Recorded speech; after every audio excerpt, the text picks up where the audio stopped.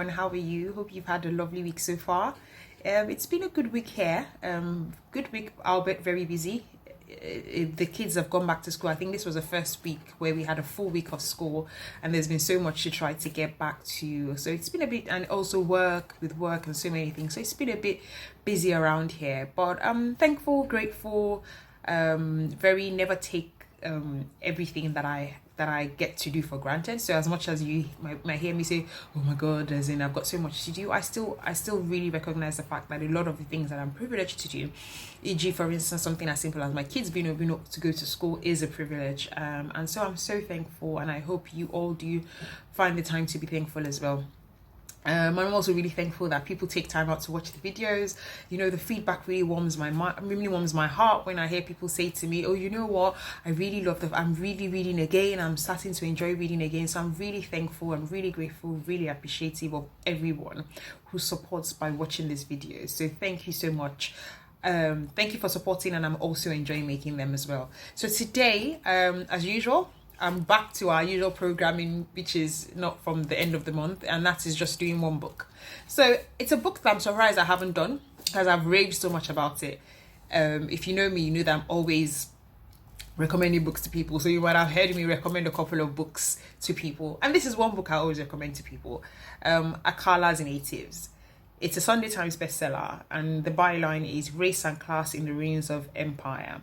It's a part biography, part polemic, and it's a powerful study and picks apart the British myth of meritocracy. That's a foreword written by David Olusoga, who is another writer that I actually really love and follow. So if you follow my page, you know that I'm a very big fan of Akala. I'm a very big fan of the way he articulates certain things regarding our society. So this book is the slightly more activist part of me. So I read widely, but a couple of people know that there is deep down inside, there is this social justice warrior part of me who just doesn't like certain things that happens in society. And so that's one of the reasons why I read this book. I think it's a really good read, and it kind of picks apart certain things that we think about in British society. When we think about racial inequalities, we tend to think about America, but I do know for a fact that there are some things that are not quite right within the European society as well. So that's one of the things that Akala tries to pick apart in this book. So I'll read an excerpt from it and just tell you my thoughts on it, as I normally do as well. So I'm reading from page 86, and I'm going to start from the middle of the page. My composer friend and I often joke about the look of shock on some white people's faces when they're introduced to him as the composer of the music they just heard, the orchestra play. And when they try to politely hide their shock and or resist the urge to ask him who helped him do it. No, I'm not joking. The question, who helped you do it, has been asked of him many times. What's most funny is that my composer friend confuses and confounds the racial stereotypes of everybody. He's very traditionally well-spoken, even posh, and a classical composer. He's also one of the best dressed men going and manages to pull off out there fashions that most brothers would never try, such as tweed suits and ponchos. Black people sometimes hear the accent, see the clothes, and assume he wants to be white, because they have sadly internalized the idea that there are only certain types of authentic ways to be black. I've seen their shock too when they realize how black his politics are, despite the suits, the piano, and the RP. He actually knows far about African history and culture than the vast majority of dashiki-wearing Afrocentrists. White people often make the same mistake and say the strangest of things to him, again thinking that he is not one of those black people, you know, the ones that respect and love themselves. The threat posed to some people's entire sense of identity by an exhibition of human excellence inside the black body is an amount of fear, sideways admiration, and contempt for another group of humans that I cannot even imagine being constantly burdened by. These seemingly odd responses to black excellence do not pop out of a vacuum, but rather stem from centuries of anti-black marketing in European literature, thought and philosophy and historiography. Take the historians that claim that Africans, unlike the rest of humanity, had no history, and thus when they found evidence of this supposedly absent history from pre-colonial Africa, from the ruins of Great Zimbabwe to the manuscripts of Timbuktu to the sublime metal art of Ile-Ife and Benin, set about trying to look for a non-African source for these works. In some cases, some scholars were more willing to entertain the idea that aliens were responsible for African history than Africans. This intellectual trend was pioneered by those who took the conditions of enslaved people, that is, people physically prevented from attaining an education, and decided that the perceptions of the intellectual aptitude of slaves represented the permanent and genetically predetermined state of all black people.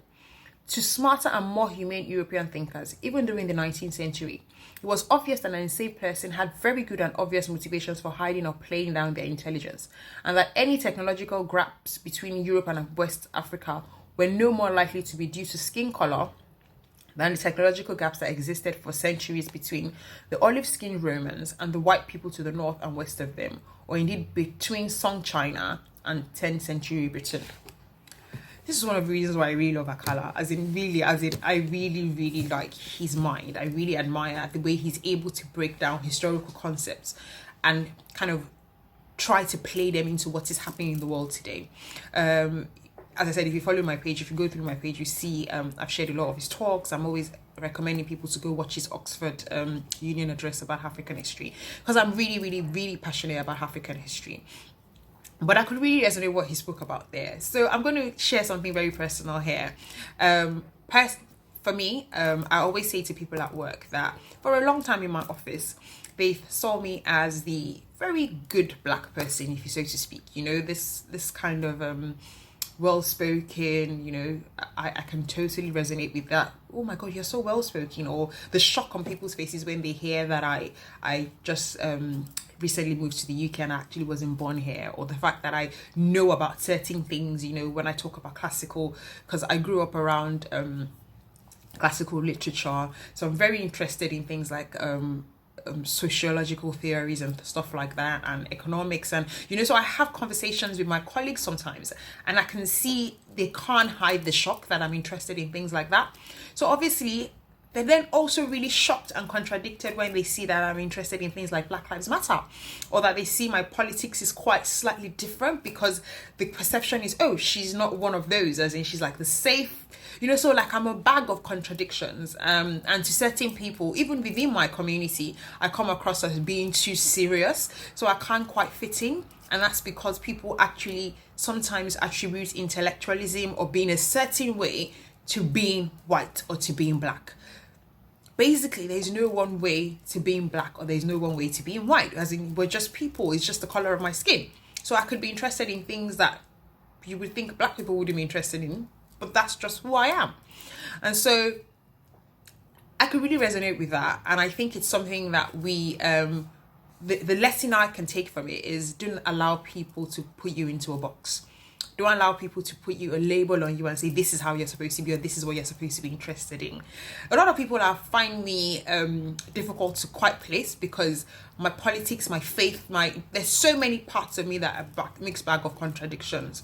And you know what? I love it. It just means that I have the ability to be able to think for myself. I have the ability to be able to make decisions and be able to be interested in what I want to be interested in. So, and it's something I'm also trying to pass to my children as well. Don't let anybody think that this is what black people do. This is what, if that is what you're interested in and it's something that you have an interest in, then you know, well, let's find a way for us to do it. And so there are so many other great nuggets like that within the book. It's a very, very good book. It's one I think should even be on the British curriculum. I know I keep saying this because he talks about history. He doesn't just talk about it in a one-sided way. He looks at it in a very nuanced way. He talks about class. He talks about so many issues and things that come across as a result of empire. So when you hear people talk about the British Empire, there are a lot of contradictions to what the British Empire is. And as he said in what I read, there were civilizations in Africa before colonialism, you know, and contrary to what we've been made to believe. So, like I said, it's a very good book.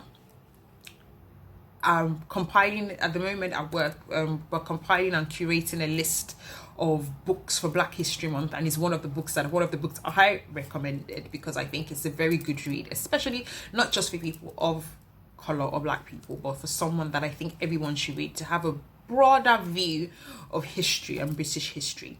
So that's my review for today. It's slightly longer, but I think it's worth it. If I wanted to do an actual video about this book, it's one that I can actually do a discussion on. You know, it's one we can, and I think we're going to do one. I'm going to do a panel of that at work as well. So I hope you enjoyed it, and thank you so much for watching. Please do let me know if I've convinced you to read Akala's Natives, and I will be back next week. Thank you very much, and have a lovely week ahead. Bye bye.